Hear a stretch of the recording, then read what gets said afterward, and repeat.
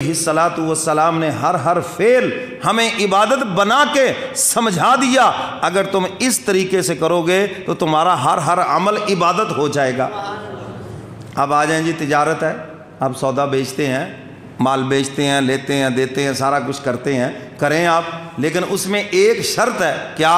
اسلام کا طریقہ۔ کیا شرط ہے جی؟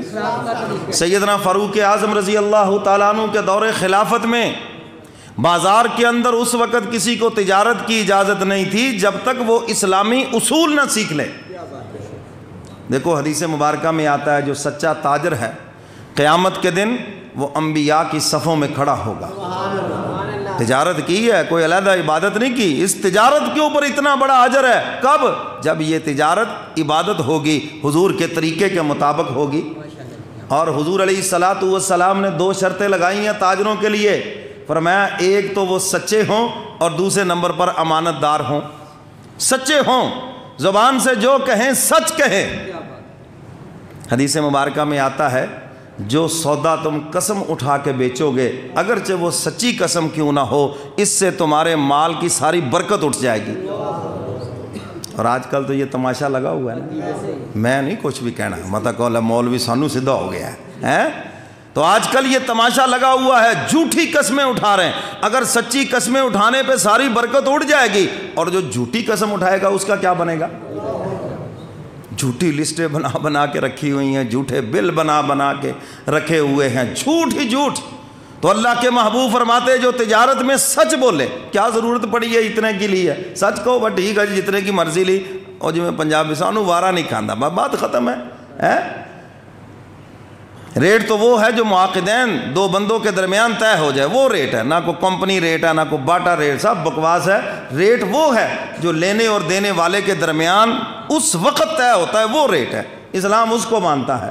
تو میرے محترم سامعین، سچائی کو استعمال کریں، آپ کی تجارت عبادت بنے گی۔ اور دوسرے نمبر پر فرمایا کہ دیانتداری کو استعمال کریں، یہ نہ ہو ہاتھی کے دانت دکھانے کے اور کھانے کے سیمپل کچھ اور بعد میں کچھ ہے۔ جی آ کی بھیج دیتا ہے، تسی بھیجیا پہلے سیمپل کی بھیجیا سی تے مال تسی کی بھیج دیتا، یہ ایک امانت دار تاجر کا کام نہیں ہے۔ میرے محترم سامعین، غیر مسلموں نے اسلام کے یہ دونوں سنہری اصول اپنائے، ان کی تجارت عروج کے اوپر ہے، اور آج مسلمان بھی آنکھیں بند کر کے ان کی چیز لیتا ہے، یہ تو فلاں ملک سے آئی ہے جی، یہ پیکنگ ہے، اس میں کوئی ڈر نہیں ہے جناب۔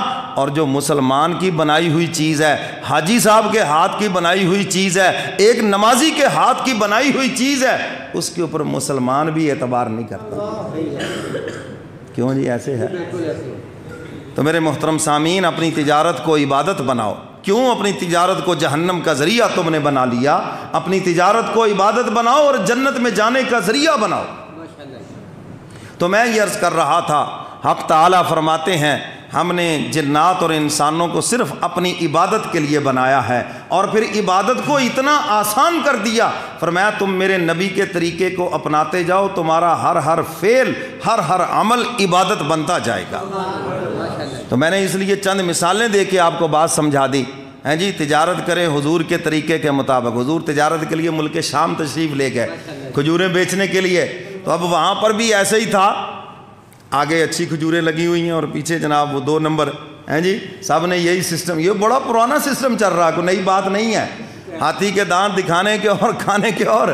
تو حضور علیہ الصلاۃ والسلام تشریف لے گئے، آپ علیہ الصلاۃ والسلام نے اچھی کھجوروں کو ایک طرف کر دیا، اور جو درمیانی تھی ان کو ایک طرف کر دیا، جو بالکل ادنا کھجوریں تھی ایک طرف کر دیا، اور تینوں کے الگ الگ ریٹ مقرر کر دیے، جس نے اچھی لینی ہے یہ لے لو، درمیانی لینی ہے یہ لے لو، اور جس نے بالکل ہلکی لینی ہے وہ یہ لے لو۔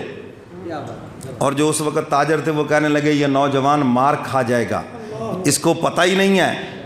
یعنی آج ہم نے تجارت کا نام ٹھگی رکھ دیا ہے، فراڈ رکھ دیا ہے، دھوکہ رکھ دیا ہے۔ تو انہوں نے کہا کہ یہ تو اتنی سیدھی سادی تجارت کر رہا ہے، یہ تو گھاٹا کھائے گا۔ لیکن آپ کا جو غلام ساتھ میسرہ، اس نے آ کے سیدہ خدیجۃ الکبریٰ کو جب ساری باتیں بتائیں، انہوں نے کہا میں تو حیران رہ گیا کہ اس نے جھوٹ بھی نہیں بولا، اور ایسے سودا لگایا، ایک لمحے میں سارا سودا بک گیا۔